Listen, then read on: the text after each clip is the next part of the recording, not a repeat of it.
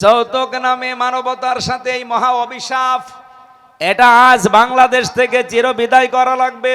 দুইজন মহিলা আমাদের মাথার উপরে ছিল এতদিন, এই দুইটা মহিলা কোনো দিন এ বিষয়ে কথা বলে নাই। অন্তত পুরুষ মানুষ যারা আছে তারা তো বোঝার কথা। যিনি এখন আছেন অন্তত তিনি দুইজন নবীর নাম নিয়ে আছেন, ডক্টর মোহাম্মদ ইউনুস। কয় নবীর নাম? মোহাম্মদ একটা, ইউনুস একটা। দুই নবীর নাম নিয়ে আপনি আছেন, কি করছেন? 1 বছর পার হয়ে গেল, একটা আইন পাশ করে দিতে পারছেন না এই দেশে যৌতুক নিলে তার ফাঁসি এমনি বন্ধ হয়ে যাবে। আশা করছি এটা ইসলাম যদি আসে এইটাও কায়েম হবে বাংলাদেশে ইনশাআল্লাহ। এই জন্য মেয়েদের বাবা যারা আছেন আনন্দে নিচে গিয়ে ভোট দেবেন, ছেলের বাবারা দিয়েন। আপনাকে তো আমি গোনা থেকে বাঁচিয়ে দিলাম, আপনার গোনা হচ্ছে। আজকে থেকে তওবা করা যায় না যে না আর যৌতুকের টাকা নেব না, এটা পায়খানার চাইতে নিকৃষ্ট। 2 নম্বরে হাদিস পেয়েছি, বিশ্ব নবী বলেন আল্লাহ যদি সব চাইতে বেশি রেগে যায় কোন মানুষের ওপরে, যেই মানুষটা গীবত করে। গীবতটা কি? যেই দোষ কোন মানুষের ভেতরে আছে, ওই লোকটার কথাগুলো যদি আপনি বাইরে প্রচার করেন তাহলে সে মন খারাপ করতে পারে, এইটার নাম গীবত। বাংলাদেশে গীবত যাই হয় হোক না কেন তার চাইতে বেশি হয় এই দেশে তোহমত। এটা মারাত্মক গীবতের চাইতেও। এদিকে তাকান, এই 54 বছরের ভেতরে বাংলাদেশে স্বাধীন হয়ে সবচাইতে বেশি যে গোনাটা হয়েছে সেটা হচ্ছে তোহমত। কি কথা বুঝতেছেন? যে দেশ করে নাই ওই দোষটার উপরে চাপিয়ে তাকে কালার করে দেয়, তার বদনাম বের করে। এটা বাংলাদেশে ছিল না। বলেন বলেন। নবীজি বলেন কোন বাড়িতে যদি কন্যা সন্তান আসে সঙ্গে সঙ্গে ওখানে 4 জন ফেরেশতা চলে আসে। যখনই ও দুনিয়ার মুখ দেখে তখন তার মাথার উপরে ফেরেশতারা নূরের যে হাত আছে তে স্পর্শ দিতে থাকে, ডাক দিয়ে বলতে থাকে এই দুর্বল দেহটা একটা দুর্বল দেহ থেকে বের হয়ে এসেছে, এই মেয়েটাকে যে লালন পালন করবে, একে যে দিনের শিক্ষা দেবে এবং সৎ পাত্র দেখে পাত্রস্থ করবে, এই 3টা কাজ যদি কোনো দায়িত্বশীল বাবা মা বড় ভাই যারাই দায়িত্বে থাকবে তাদের কফিল এরা যদি পালন করতে পারে, কিয়ামতের দিন আমি আল্লাহর নবী আর ওই মেয়েটার লালন পালনকারী পাশাপাশি জান্নাতে থাকবো। সুবহানাল্লাহ বলার আওয়াজ শুনে বোঝা যাচ্ছে যে আমরা নারাজ। মেয়ে যাদের আছে বলেন তো আলহামদুলিল্লাহ। মেয়ে এসেছে এ কথা শুনলে মন খারাপ হয়ে যেত, মুখ কালো হয়ে যেত কাফেরদের। কাদের? বলেন বলেন। রব্বুল আলামিন বলেন ওয়াইদা বশশিরা আহাদুহুম বিল উনসা যাল্লা ওয়াজহুহু মুসওয়াদ্দা ওয়া হুয়া কাযীম। সূরা নাহলের ভেতরে এসেছে, হে নবী ওদের কাছে যখন আপনি কন্যা হয়েছে এই সংবাদ দেবেন তখন দেখবেন ওদের মুখ চেহারা কালো হয়ে গেছে।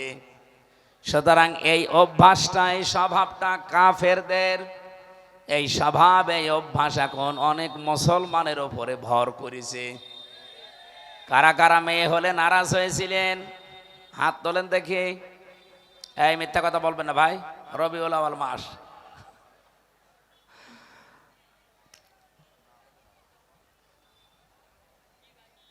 না এই এলাকা ভালো আলহামদুলিল্লাহ, আমার নিজের জেলা তো এই বদনাম করা যাচ্ছে না, আর এটা রেকর্ড হচ্ছে সারা দুনিয়া যাচ্ছে।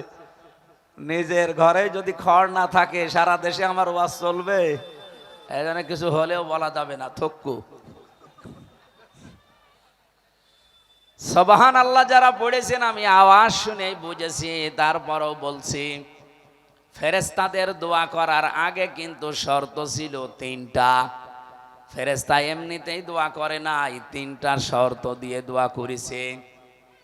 এক নাম্বারে এই মেয়েটাকে যারা লালন পালন করবে, এর পেছনে যারা খরচ করবে তার সাধ্য মতো, এটা আমরা কম বেশি সবাই করছি। দুই নাম্বারে এই মেয়েটাকে যারা ভালোবাসা দেবে এবং দিন শিক্ষা দেবে, যদিও দুই নাম্বার আর এক নাম্বারই এক ছিল, আমি ভাগ করে ফেলেছি। এক নাম্বারে যারা এই মেয়েটাকে ভালোবাসবে, খুশি হবে। দুই নাম্বারের পেছনে যারা সাধ্য মতো খরচ করবে লালন পালনের জন্যে। তিন নাম্বারে এই মেয়েটাকে যারা দিন শিখাবে। চার নাম্বারে যারা সৎ পাত্র দেখে পাত্রস্থ করবে। এই চারটা কাজ যেই মানুষটা পালন করবে, কিয়ামত পর্যন্ত আল্লাহর রহমত তার সাথে থাকবে। না, শব্দটা বোঝেননি। ফেরেশতারা কিন্তু বলেননি যে দুনিয়া পর্যন্ত তার সাথে আল্লাহর রহমত থাকবে। ফেরেশতাদের ভাষা ছিল ইলা ইয়াউমিল কিয়ামাহ, কিয়ামত পর্যন্ত আল্লাহর দয়া রহমত ওই মা বাবার প্রতি থাকবে। তার মানে কিয়ামতের ময়দানে যদি বিপদে পড়ে যান, বহু মানুষ আছে তাদের এই কন্যা সন্তানের কারণে নাজাত পেয়ে যাবে। সাহাবী এসে বললেন, হে নবী, আমার একটা মেয়ে। নবীজি বললেন, তুমি এক জান্নাতের মালিক। আর একজন এসে বলে, হে নবী, আমার দুইটা মেয়ে। নবীজি বললেন, তুমি অলরেডি দুইটা জান্নাতের মালিক। আর একজন এসেছিল, হে নবী, আমার তিন মেয়ে। বিশ্ব নবী বলেন, আল্লাহ তোমার তিনটা জান্নাত দিয়ে দিয়েছে। আপনি এজন্য দেখবেন যেখানে মেয়েদের আলোচনা আছে কোরআনে, কুষ্টিয়াবাসে কন্যা সন্তানের ব্যাপারে যে কথাগুলো শুনছিলাম, আমাকে আল্লাহ পাক তিনটা কন্যা দিয়েছেন। এই হাদিস দ্বারা আমি বিশ্বাস করি, যদি এই শর্তগুলো দুনিয়ায় আদায় করতে পারি, মহান আল্লাহ আমাকেও নবীজির সাথে জান্নাত দান করবেন। বলেন আমিন। এজন্য কন্যা যাদের আছে, আপনি আনন্দে থাকবেন, খুশি থাকবেন। নবীজি জানিয়েছেন, কোন ঘরে যদি একটা কন্যা সন্তান থাকে, ওটা যদি আল্লাহওয়ালা হয়, ওটা জান্নাতের একটা টুকরা। জোরে বলেন সুবহানাল্লাহ। দ্বিতীয় নম্বরে পেয়েছি, আল্লাহ যদি এই লোকটার উপরে আর একটু বেশি খুশি হয়, তাহলে তার বাড়িতে আল্লাহ মেহমান পাঠায়। কিন্তু আমরা এ বিষয়ে নারাজ। কোন মানুষের উপরে আল্লাহ যদি একটু খুশি হয়, কন্যা দেয়, আর একটু বেশি খুশি হলে তার বাড়িতে মেহমান পাঠায়।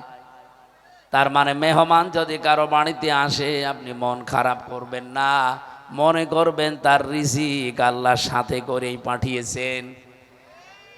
মেহমান 3 দিন পর্যন্ত থাকতে পারে, এরপরে থাকলে আবার বাড়িওয়ালার উপরে জুলুম হয়ে যায়। 3 দিনের ভেতরে মেহমান আপনার বাড়িতে যা খাবার দাবার খাবে, যা খরচ হবে, তার পেছনে সব সাদকা। সুবহানাল্লাহ বলতে পারেন নাই? বলেননি কেন জানি, মেহমান আসলে তো ওরা নারাজ হয়ে যায়। 3 নম্বরে বিশ্ব নবী বলেন, আল্লাহ যদি ওই লোকটার উপরে আরো একটু বেশি খুশি হয়, তখন তার শরীরের ভেতরে অথবা পরিবারের রোগ শোক চাপিয়ে দেয়। সুতরাং রোগ যাদের হয়, মন খারাপ করা যাবে না, এটা আল্লাহর দয়া।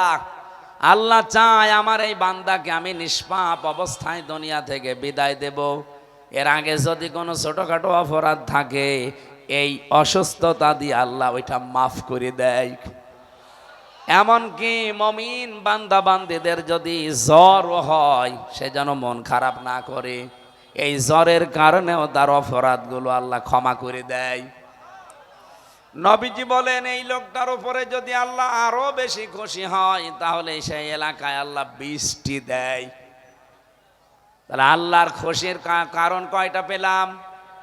আরো জোরে বলেন। 1 নম্বরে আল্লাহ বেশি খুশি হলে তার বাড়িতে কন্যা সন্তান দান করেন। 2 নম্বরে আরেকটু খুশি হলে সেখানে আল্লাহ পাক মেহমান পাঠান। যদি আরেকটু বেশি খুশি হয়, ওই লোকটার উপরে তার রোগ দেয়। সর্বশেষ যদি ওই এলাকার উপরে আমার আল্লাহ একেবারে খুশিতে আনন্দে আত্মহারা হয়ে যায়, তখন বৃষ্টি নাজিল করে। পৃথিবীর কোন ক্ষমতা আছে বৃষ্টি নাজিল করা? নেই। আল্লাহ পাক বলেন আমি নিজে বৃষ্টি নাজিল করি, এত বেশি আমি খুশি হয়ে যাই যে এই খুশির ঝর্ণা ধারা দিয়ে রহমতের ধারাগুলো আমি দুনিয়াতে ফোঁটা ফোঁটা আকারে ফেলতে থাকি। সুতরাং এই চারটা বিষয় আল্লাহ সবচাইতে আনন্দিত, খুশি। কিন্তু পৃথিবীর মানুষ বেজার। সিস্টেম অপর পৃষ্ঠায় দেখুন, এই পৃথিবীতে আল্লাহ সবচাইতে বেশি চারটা কাজে নারাজ, রাগান্বিত হয়ে যায়।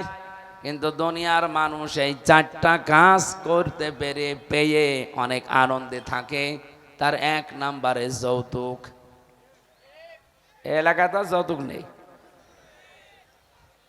বিশ্বাস করেন যারা বিবাহ শাদী করেছেন অথবা সামনে করবেন, আমার নিজের জেলা হিসাবে বড় মায়া মহব্বত নিয়ে দায়িত্ব নিয়ে বলছি, এই জেলা থেকে সংস্কার আরম্ভ হওয়া লাগবে। আগামী থেকে এই জেলায় যেন কোনো যৌতুক না থাকে। আপনারা একমত আছেন না? এখানে ছেলের বাপও আছে, মেয়ের বাপও আছে। আমার মনে হয় ছেলের বাপ হাত তুলেছে কম। সবাই হাত তোলা লাগবে, বিয়ে করেন আর না করেন। লিল্লাহে তাকবীর। দেখেন তো হাত তোলেনি কে? তোলেন। আজকে এই জিনিসটা কুষ্টিয়া জেলা থেকে বাদ যাবে। কোরআনের ময়দানে হাত তুলে ওয়াদা করলেন যে যৌতুক নেবেন না, দেবেন না। এরপরেও যদি পেপারে দেখতে পাই না যে যৌতুকের কারণে গোলাপনগরে অমকে গলায় দড়ি দিয়েছে, আপনার কিন্তু খবর আছে। বলতে পারেন আপনি কি করবেন, এখন করছি না ভোটের পরে করব। এমন কিছু করে দেব জীবনে যৌতুকের নাম আর মুখে আসবে না। আমরা তো এই সমস্ত সংস্কারগুলো আগামীতে করতে চাই। কথা বলেন ঠিক কিনা? যৌতুক এটা মানবতার সাথে মহা কৌতুক। এই কৌতুক এই দেশে অন্তত আর চলবে না। আমার মনে হয় যৌতুকের টাকা না নিয়ে পায়খানা করে খেয়ে ফেলবেন ভালো না, অসুবিধা নেই। কারণ পায়খানা করে খেয়ে ফেললে আপনার একটা গোনা হবে মাত্র, আর যৌতুকের টাকা যারা নিয়েছেন আপনার ডবল গোনা হবে। কি কথা বলেন? একটা কবিরা গোনা আর একটা জুলুমের গোনা। 18 বছর, 20 বছর, 25 বছর পর্যন্ত মেয়েটাকে লালন পালন করে আপনার হাতে দিচ্ছে। শ্বশুর শাশুড়ির পায়ে তো সেজদায় পড়ে থাকার কথা, যদিও মানুষের পায়ে সেজদা দেওয়া জায়েজ নেই। আপনি আবার ভুল বুঝবেন না, হুজুর বললো কি? শ্বশুর শাশুড়িকে আমার মনে হয় সম্মানে আপনার নত হয়ে যাওয়ার কথা, যেখানে শুকরিয়া আদায় করার কথা। কারণ এই মেয়েটা আপনাকে এই পৃথিবীতে জেনা থেকে, ব্যভিচার থেকে বাঁচিয়ে রাখে। এত বড় নিয়ামত আপনার জীবনে যে শ্বশুর আর শাশুড়ি তৈরি করে দিল, এরপরও তার কাছে মোটরসাইকেল নেওয়া লাগবে, 2 লাখ টাকা নেওয়া লাগবে। এর মতো বড় জালেম দুনিয়ায় আর নেই। এরকম জুলুম করেছেন কারা? হাত তোলেন দেখি। এলাকায় যৌতুক নেই আমার বলবেন তো আগের থেকে, আমি তো জানতামই না। মেয়ে আমারও কিন্তু 3টা আছে, এলাকায় বিয়ে দেব। এরপরে যদি দেখি যে না বাবা শাহজালাল, আশা করছি এটা ভুলে যাবেন। এলাকায় শুরু হয়েছে কি বা আছে কিনা জানি না, আমার মনে হয় আছে। এই যে বরযাত্রী যাওয়া মেয়ের বাড়িতে, এটা কিন্তু ইসলামে নেই, এটা হিন্দুদের কালচার থেকে এসেছে। ইসলামে আছে অলিমা। কি আছে?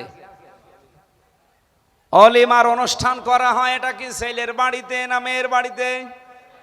ছেলের বাড়িতে। সুতরাং আপনি যদি কিছু করতেই চান, বিবাহ করতে পেরেছেন, আনন্দ করবেন, করেন, অলিমা করেন নিজের বাড়িতে। দরকার হয় মেয়ের বাড়ি থেকে আরো 500 লোক এনে খাবার খাওয়ান। একদিকে আপনি আনন্দিত, পুরাটা অনুষ্ঠান হয়ে যাবে ইবাদত। এই জন্য অলিমা করা সুন্নাত, আর বরযাত্রী করা এটা হারাম। হারাম বলছি এই কারণে, বহু কন্যার পিতা মাতা তারা মন থেকে এই বরযাত্রী খাওয়াতে চায় না, বাধ্য হয় এই সমাজের কারণে। কারো জিনিস নেওয়া জায়েজ নেই কোন সময় জানেন? এই যে এই গাছে মনে করেন একটা কাঁঠাল আছে, অনেকগুলো কাঁঠাল পেকে আছে, এই গাছটা আপনার চাচার, আপনি ভাতিজা ওই চাচার কাছে যেয়ে বলছেন চাচা অনেকগুলো মানুষ দাঁড়িয়ে আছে, কাঁঠালও দেখতে ভালো লাগে, আমি আপনার ভাতিজা, কাঁঠাল দুইটা দিলে হয় না? লজ্জার খাতিরে এদিকে ওদিকে তাকাতেও পারে না মানুষজন, বলছে নিয়ে যা, ওকে মন থেকে দিয়েছে, ওইটা আপনি নিতে পারবেন না, জায়েজ নেই আপনার জন্যে। যদিও চাচা কাঁঠাল দিয়েছে, মন থেকে দেয়নি, এদিকে ওদিকে তাকিয়ে দিয়েছে, আপনি এইটা যদি আপনার জন্য জায়েজ না হয়, বরযাত্রীতে যারা যায় মরণের খাওয়া খায়, জায়েজ হয় কি করে? আশা করছে আগামী থেকে আমাদের জেলা থেকে আরম্ভ হবে এই কাজটা, এখন থেকে আর কোনো বাড়িতে বরযাত্রী যাওয়া যাবে, বরযাত্রীর দাওয়াত দিলে বলবেন না আমি ওর ভেতরে নেই, আপনি অলিমা করেন, আমি আরো গোষ্ঠী সৈন্য নিয়ে যাব, এই কথা বলে না কেন? আরে ভাই আপনি জবাব দেন না, আওয়াজও দেন না, আমি যে বারবার এতক্ষণ পেঁচাচ্ছি কথাগুলো এমনি না, আমার 3টা মেয়ে বিয়ে দেওয়া লাগবে না? যৌতুক নামে মানবতার সাথে এই মহা অভিশাপ, এটা আজ বাংলাদেশ থেকে চিরবিদায় করা লাগবে। দুইজন মহিলা আমাদের মাথার ওপরে ছিল এতদিন, এই 2টা মহিলা কোনো দিন এ বিষয়ে কথা বলে নাই। অন্তত পুরুষ মানুষ যারা আছে তারা তো বোঝার কথা, যিনি এখন আছেন অন্তত তিনি 2জন নবীর নাম নিয়ে আসেন, ডক্টর মোহাম্মদ ইউনুস, কয় নবীর নাম? মোহাম্মদ একটা, ইউনুস একটা, 2 নবীর নাম নিয়ে আপনি আসেন, কি করছেন? 1 বছর পার হয়ে গেল, একটা আইন পাশ করে দিতে পারছেন না, এই দেশে যৌতুক নিলে তার ফাঁসি এমনি বন্ধ হয়ে যাবে। আশা করছি এটা ইসলাম যদি আসে এইটাও কায়েম হবে বাংলাদেশে ইনশাআল্লাহ। এই জন্য মেয়েদের বাবা যারা আছেন আনন্দে নিচে গিয়ে ভোট দেবেন, ছেলের বাবারা দিয়েন, আপনাকে তো আমি গোনা থেকে বাঁচিয়ে দিলাম, আপনার গোনা হচ্ছে, আজকে থেকে তওবা করা যায় না যে না আর যৌতুকের টাকা নেব না, এটা পায়খানার চাইতে নিকৃষ্ট। 2 নম্বরে হাদিস পেয়েছি, বিশ্ব নবী বলেন আল্লাহ যদি সব চাইতে বেশি রেগে যায় কোন মানুষের ওপরে, যেই মানুষটা গীবত করে, গীবতটা কি? যেই দোষ কোন মানুষের ভেতরে আছে, ওই লোকটার কথাগুলো যদি আপনি বাইরে প্রচার করেন তাহলে সে মন খারাপ করতে পারে, এইটার নাম গীবত। বাংলাদেশে গীবত যাই হয় হোক না কেন তার চাইতে বেশি হয় এই দেশে তোহমত, এটা মারাত্মক গীবতের চাইতেও। এদিকে তাকান, এই 54 বছরের ভেতরে বাংলাদেশে স্বাধীন হয়ে সবচাইতে বেশি যে গোনাটা হয়েছে সেটা হচ্ছে তোহমত। কি কথা বুঝতেছেন? যেই দেশ করে নাই ওই দোষটার উপরে চাপিয়ে তাকে কালার করে দেয়, তার বদনাম বের করে, এটা বাংলাদেশে ছিল না। বলেন বলেন। আল্লামা সাঈদী সংসদে দাঁড়িয়ে কোরআন বুকে নিয়ে বলেছিলেন 71 সালের কোনো কাদা আমার গায়ে লাগে নাই, আমাকে যদি কেউ রাজাকার বলে তার প্রমাণ করতে না পারে সে পিতৃ পরিচয়হীন অবৈধ জারজ সন্তান। এটা যে কত বড় সত্য কথা প্রমাণিত, তার বাস্তব প্রমাণ, তার 4 জন সাক্ষী এখনো তারা জীবিত আছে। এ মানুষগুলো এখন সব স্বীকার করছে যে এগুলো সব হাসিনার সাজানো, আর দাদা বাবুদের প্রেসক্রিপশন অনুযায়ী এটা করা হয়েছিল। সুতরাং আগামী থেকে দেশে আর আমরা কোনো জবাব দিতে চাই না, আমরা জবাব চাই। এই কথা বলেন না কেন? জবাব আমরা আর দেব না, জবাব এবার নেব। এই মিথ্যা তহমত দেওয়া বন্ধ করা লাগবে। ইসলামী ছাত্র শিবিরের উপরে সবচাইতে বড় অপবাদ যেটা, তহমত যেটা, তারা নাকি রগ কাটে। আরে ভাই, বৈধভাবে যদি কোনো রগ কাটার বিষয় আসে তাহলে রগ না কল্লাও কাটা যায়, কিন্তু আজ পর্যন্ত 77 সাল থেকে শুরু করে 25 সাল এ পৃথিবীর সবাই জানে ছাত্র শিবিরে কোনো রগ কাটা লোক নেই। কিন্তু যারা বলে দেখেন তাদের অধিকাংশগুলো রক কাটাকাটি করে এখনো হাসপাতালে। সবচাইতে বেশি ছিল এই গণাটা বাংলাদেশ জামাত ইসলামী আর ইসলামী ছাত্র শিবিরের বিরুদ্ধে। আপনি মন খারাপ করলে আমি বলবো, যেহেতু সত্য কথা, যেই দোষ তাদের ওপরে এতদিন দেওয়া হয়েছে আন্দাজে, এই দোষে বহু দোষী আছে, তাদের কোনো দোষ নেই। রাজাকারের দোষ তাদের দেওয়া হয়, তাদের দলে মাত্র 37 জন, অথচ যারা দেয় তাদের 1040 জন রাজাকার। আমরা যদি হই রাজাকার, আপনি তো রাজাকারের বাপ। বলেন তো, ঝাঁঝর যদি এসে সইকে বলে তোর পেছনে ফুটো, ওরে মেরে ফেলা দরকার না? আপনার দলে 1040 জন রাজাকার, তাও লিস্টেড, আর আপনি আমার 37 জন নিয়ে মেতে আছেন। সুতরাং আগামী থেকে এই কথা আর কোনোদিন শুনবো না, জবাব দেওয়া লাগবে। কেন বলেন এই মিথ্যা কথা? নিজেরটা ঠিক করতে পারেন না। যাদের 37 জনের ভেতরে 11 জনকে আপনি এই দোষে ফাঁসি দিয়ে মেরেই ফেলেছেন, যদিও তারা ওইভাবে রাজাকার ছিল না, আন্দাজে দোষ চাপিয়ে দেওয়া হয়েছে। এটা কবে বন্ধ করবেন আপনি? আপনি তো এলাকায় বসবাস হওয়ার অযোগ্য বানিয়ে ফেলছেন। কারণ যারা তহমত দেয়, ওই এলাকার মানুষের উপরে আল্লাহর বড় বড় দয়ার ভেতরে বৃষ্টি একটা, ওইটা আল্লাহ বন্ধ করে দেয়। কথা বুঝতেছেন? এটাকে আমি বানালাম। মসানবীর জামানায় একবার বৃষ্টি বন্ধ হয়ে গিয়েছিল। চাটিয়াল ময়দানে উম্মতদেরকে নিয়ে তিনি দোয়া করলেন, রব্বুল আলামিন তুমি বৃষ্টি দাও। একবার, দুইবার, তিনবার দোয়া করার পরে আল্লাহ বলেন বৃষ্টি তো হবে না, হাত নামাও। মুসা নবী রাগী নবী ছিলেন, উনি আল্লাহকে বারবার খালি প্রশ্ন করতেন, রব্বুল আলামিন এগুলো তো আমার উম্মত, আমার নাই মায়া লাগে, কিন্তু তোমার তো বান্দা, তোমার কি মায়া লাগে না? আল্লাহ পাক বলেন মায়া লাগে, কিন্তু বৃষ্টি দেব না। মায়া লাগে, বৃষ্টি দেবা না মানে দেওয়া লাগবে। আল্লাহ পাক বলেন মুসা আমি বৃষ্টি দিতে পারি এই মুহূর্তে, কিন্তু তুমি যাদের নিয়ে দোয়া করছিলে, নামিমা তালাতালি করা, এর কথা ওর কাছে লাগানো, এর দোষ ওর উপরে চাপিয়ে দেওয়া, এইরকম একজন মানুষ এখানে বসে আছে, সেও তোমার সাথে হাত তুলেছিল। সে যতক্ষণ বের হয়ে না যাবে বা পরিবর্তন না হবে, তুমি নবী মুসা হয়ে দোয়া করলেও কবুল হবে না। মুসা নবী রেগে গেছেন, এমন রাগা ওনার চুল টুপি দিয়ে খাড়া হয়ে বের হয়ে যেত। ডাক দিয়ে বলে, রব্বুল আলামিন তুমি শুধু ওই লোকটার নাম বলো, দেখো কি করি ওর। আল্লাহ বলেন না, আমি নিজেই নাম ধরে কথা বলতে নিষেধ করি, আর এখন আমি নাম বলে দেবা, সবার সামনে তারে অপমান করবা, হবে না। মুসা নবী বললেন, রব্বুল আলামিন তুমি যদি নাম না বলো, আমি তো আর আলিমুম বিদাতিস সুদূর না, যে মনের খবর জানি। চিন্তা করে দেখেন তো, মুসা নবীর মতো এত বড় পাওয়ারফুল নবী, যিনি আল্লাহর সাথে কথা বলতেন, কালিমুল্লাহ বলা হয় যাকে, সেই নবী বলছে আল্লাহ আমি তো আর আলিমুম বিদাতিস সুদূর না, যে মনের খবর কি আমি জানি।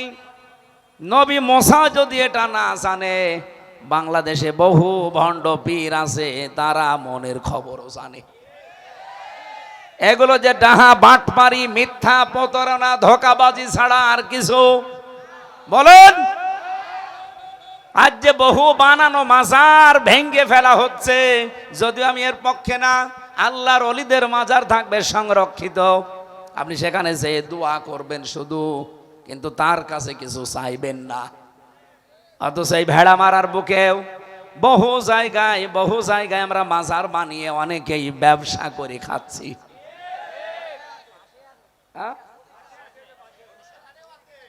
যেখানেই থাকুক না কেন, এগুলো আল্লাহর ওলিদের মাজার থাকবে, সম্মানের জায়গা। আপনি সেখানে যাবেন, সূরা ইখলাস পড়ে, সূরা ফাতিহা পড়ে একটু দোয়া করে আমার আল্লাহর কাছে তাদের মর্যাদা আরো বৃদ্ধি করবেন। কিন্তু আপনি যে যদি তাদের কাছে চান, এটা যে প্রকাশ্য শিরিক। আল্লামা সাইদি সহ বহু আলেমরা এই দেশে আজ 50, 60, 100 বছর ধরে বলে অথচ আমাদের হুঁশ ফেরে না। কুষ্টিয়াবাসী কবে হুঁশ ফিরবে আপনাদের? বাংলাদেশের অন্য জেলায় গিয়ে কথা বলতে মাঝে মাঝে আমার লজ্জা হয়, কারণ এই জেলাতে দুই জায়গায় বড় বড় শিরিক প্রকাশ্যে চলছে। একটা আমাদের কুমারখালী থানায়, আর একটা এই থানায়। এই জন্য যেখানে যেটা আছে আমরা চাই তারা যদি আল্লাহর ওলি হয়ে থাকে তারা সম্মানের জায়গায় থাক। কি কথা বলেন না কেন? তাদের নিয়ে আপনি ব্যবসা করে খাবেন, তার মানে কি? এই পৃথিবীতে সবচাইতে বেশি আল্লাহ পাক ঘৃণা করেন তাদেরকে, যেই মানুষগুলো যৌতুকের টাকা নেয়, গীবত করে, তহমতের দোষ লাগিয়ে দেয়, আর যারা মাজারের খাদেম হয়ে ব্যবসা করে খায়। একটু বেশি হয়ে গেল নাকি? না না, কেবল শুরু হচ্ছে। বেশি হয়েছে মানে কিয়ামতে যাদের উপরে আল্লাহ নিপতিত করবেন তাদের ভেতরে এক নম্বরে যাদের নাম আমি পেয়েছি তারা এই মাজার ব্যবসায়ী। এই শক্ত কথাগুলো কোরআন হাদিস থেকে শক্তভাবে বলা হয়। এজন্য অনেকের ব্যবসায় ভাটা পড়ে, তখন তারা বলে হামজাকে ভোটই দেব না। কোন জায়গার ফতোয়া কোন জায়গায় দিচ্ছে? ওরে আমি বাঁচাতে চাই।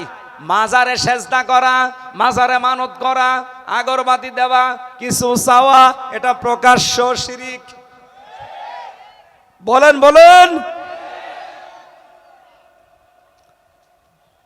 আজকে রাজবাড়ী, গোয়ালন্দ এবং রাজশাহীতে দুইটা মাজার মুসলিম জনতারা ভেঙ্গে দিয়েছে শুধু শিরিক হওয়ার কারণে। রাজবাড়িতে যে মাজারটা বানিয়েছে, আরে ভাই আপনি মাজার বানাবেন, মানুষ মারা গেছে, মাটি দিয়ে দেন, দোয়া করেন তার জন্যে। কাবা শরীফের আদলে তার কবরটা উঁচু করে বানিয়েছে। যত রকমের শিরিকি কাজ কারবার সেখানে চলছে। এলাকার মুসলমানেরা সহ্য করতে না পেরে প্রশাসনকে জানিয়েছিল, তারা কান মুখ নাড়ে নাই। ইমানের তাকিদে শেষ পর্যন্ত আজকে সেটা ভেঙে দিয়েছে। যদিও তার লাশটা পড়িয়েছে, এটা আমরা এর পক্ষে না, কিন্তু যেখানে শিরিক হবে ওই জায়গাটার আস্তানা ধ্বংস করে দেওয়া এটা ইমানদারের কাজ। শিরিক হলে ওই জায়গায় আল্লাহর রহমত থাকে না। যারা একে অন্যের দোষ চাপিয়ে নিজেকে সাধু সাজান, নিজেকে ভালো মনে করেন, আপনি কি হচ্ছে জানেন? মুসা নবী বললেন, আল্লাহ আমি তো জানি না যে লোকটা কে, তুমি একটু বলো, ইঙ্গিত দাও। আল্লাহ পাক বলেন, না, নাম বলা যাবে না, তবে একটা সিস্টেম বলি, ওখানে যে সবাইকে নিয়ে তওবা করবা, ওই লোকটাও তোমার সাথে তওবা করবে। যদি কবুল হয়ে যায় সঙ্গে সঙ্গে বৃষ্টি নাজিল হবে। মুসা নবী বললেন, এখানে এরকম একজন লোক আছে যে নিজে দোষ করে অন্যের উপরে চাপিয়ে দেয়, অথবা এর কথা ওর কাছে লাগায়। আজ বাংলাদেশের বিভিন্ন পরিবারে, বিশেষ করে সমাজে, পাড়ায় পাড়ায় মানুষের ভেতরে মিল নেই শুধু এই গুনাহ থাকার কারণে। আর মেয়েদের অভ্যাস এটা আরো বেশি। এরা এক জায়গায় হলেই শুধু গীবত। এই কথা বলেন না কেন? কার কার বউ গীবত করে হাত তোলেন তো। ও একজন। সম্মানিত মা বোনেরা, এরা যদিও ভয় পাচ্ছে যে রাতে আবার বিছানায় থাকতে দেন কিনা, এই জন্য হাত তুলছে না, কিন্তু আমি জানি মেয়েদের ভেতরে এই কবিরা গোনাটা বেশি। এই গোনার প্রচলন যে এলাকায় বেশি হয়ে যায় সেই এলাকায় আল্লাহ 4 নাম্বার যে রহমত, বৃষ্টি বন্ধ করে দেয়। মুসা নবী সবাইকে নিয়ে তওবা করলেন, তওবা করা শেষ, হাত তুললেন, সঙ্গে সঙ্গে আমার আল্লাহ বৃষ্টি দেওয়া আরম্ভ করে দিয়েছেন। এই জন্য এই গোনা যদি আমাদের কুষ্টিয়া জেলায় থাকে, আমরা এখান থেকে আজকে তওবা করে ফেলতে পারি না? বলেন বলেন। এরপরেও যদি আপনি এই গোনায় লিপ্ত থাকেন, নিজে দোষ করেন, অন্যের ওপরে চাপিয়ে তাকে কালার করে দেন, আপনি এই মাহফিল থেকে চলে যান। কারণ আমরা যে দোয়া করবো, এই দোয়া কবুল হবে না আপনি থাকলে। দেখেন তো, ওই যে একজন চলে যাচ্ছে, দেখ, ও মনে হয় ওই গোনা করে, ওই যে আরেকজন যাচ্ছে।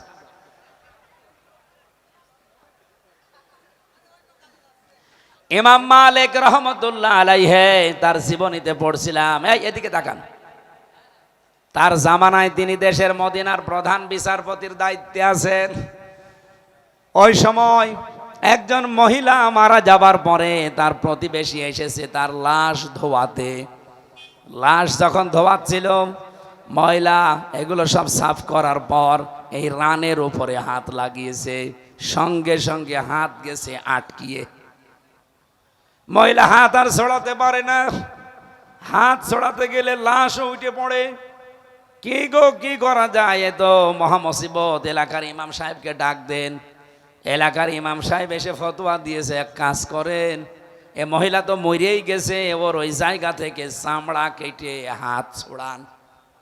কিন্তু ওই মহিলা যার স্বামী যারা আছে, সন্তান যারা আছে, তারা বলে না, আমার বউ আমার মা মারাই গেছে, তার উপর এখন আবার চামড়া কাটবেন, হবে না, দরকার ওই জীবিত মহিলার হাত কেটে ফেলেন। ওর স্বামী আর সন্তান এসে বলে, কি বলেন আপনারা? আমরা এসেছি প্রতিবেশী হিসাবে উপকার করতে, আর আপনারা এখন আমাদের জীবিত মায়ের জীবিত স্ত্রীর হাত কেটে ফেলবেন? না, এটা আমরা মানি না। তাহলে এতটুকু ইমাম সাহেব দিয়ে হবে না, আর একটু বড় জায়গায় যান। জেলা শহরের যিনি সর্বোচ্চ ইমাম, তারে ডাক দিয়েছে। উনি বলছে, এক কাজ করেন, মহিলা তো মরে গেছে, কাটতে দেয় না, এ জীবিত যারা তারাও কাটতে দেয় না, আমাদের দ্বারা আর হবে না। এই দেশের প্রধান বিচারপতি যিনি হজরতে ইমাম মালিক, তারে ডাক দেন। ঘোড়ায় চড়ে গেলেন সেই মদিনায়, প্রায় 250 কিলোমিটার দূর। ওখান থেকে নিয়ে আসলেন এই এলাকাতে। অনেক ডাক দিলেন, পর্দা দিয়ে ঘিরে দাও, আমি মেয়েকে কয়েকটা প্রশ্ন করতে চাই। ইমাম মালিক রহমতুল্লাহ আলাইহি পর্দার আড়াল থেকে মেয়েটাকে জিজ্ঞাসা করছে, এই মেয়ে, সত্যি করে বলো, লাশ ধোয়াতে গিয়ে কি কি হয়েছে? মেয়েটা বলে, ইমাম সাহেব আপনি আমারে বাঁচান, আমি কিচ্ছু করি নাই। না, যা হয়েছে সব বলা লাগবে, আমার কাছে কিন্তু কোরআন আর হাদিসের রাডার আছে, আমি ধরে ফেলবো। মেয়েটা বলছে, খলিফা ইমাম, আমি যখন লাশ ধোয়াচ্ছিলাম, সর্বপ্রথম আমি একটা খারাপ মন্তব্য তার উপরে নিক্ষেপ করেছিলাম যে কিছুদিন আগে এই মেয়ে লোকটাকে আমি একটা যুবক ছেলের সাথে রিকশায় যেতে দেখেছি বা গাড়িতে যেতে দেখেছি। আমি মনে মনে ধারণা করেছিলাম ও তো দেখতে শুনতে ভালো, পর্দাও করে, কিন্তু চরিত্র ভালো না। এই যে খারাপ একটা ধারণা নিক্ষেপ করেছি তার উপরে, এ করতে করতে আমার হাত হঠাৎ করে তার এই রানের সাথে আটকিয়েছে। এরপরে আমি আর কিছু জানি না। ইমাম সাহেব বলে, হ্যাঁ আমি ধরে ফেলেছি। কোরআনে কারীম আল্লাহ রাব্বুল আলামিন জানিয়েছেন, ওয়াল্লাযীনা ইয়ারমুনাল মুহসানাতি সুম্মা লাম ইয়াতু বিআরবাআতি শুহাদা ফাজলিদুহুম সামানিনা জালদা ওয়ালা তাকবালু লাহুম শাহাদাতান আবাদা ওয়া উলাইকা হুমুল ফাসিকুন। বলেন আল্লাহু আকবার। সূরা নূরের ভেতরে এসেছে, ইমাম মালিক বলে, আমি আল্লাহর এই ঘোষণা জানি। 1500 বছর আগে কোরআনে কারিমে আয়াতটা আল্লাহ নাজিল করেছেন। আল্লাহ পাক বলেন, কোন নির্দোষ নিরপরাধ কিচ্ছু জানে না ওই সম্পর্কে এমন একটা সতী সাধবী মেয়ে লোকের উপরে যদি কেউ ব্যভিচারের জেনার তহমত লাগিয়ে দেয়, তার চরিত্রের উপরে কিছু নিক্ষেপ করে, যারা প্রমাণ করতে পারে তাদের অসুবিধা নেই, কিন্তু 4 জন সাক্ষী নিয়ে আসা লাগবে। যদি 4 জন সাক্ষী জেনাকার অবস্থায় দেখে, তার সাক্ষী নেওয়া হবে। যদি আন্দাজে বলে না, তার সাক্ষী নেওয়া যাবে না।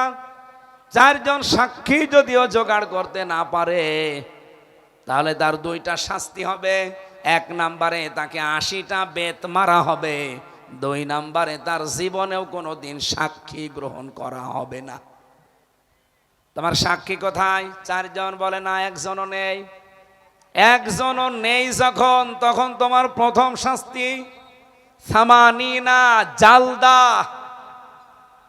আমি তোমাকে 80টা বেতাঘাত করা হবে। এই মুহূর্তে রাষ্ট্রের জল্লাদকে ডাক দিয়ে বলে, আরম্ভ করো।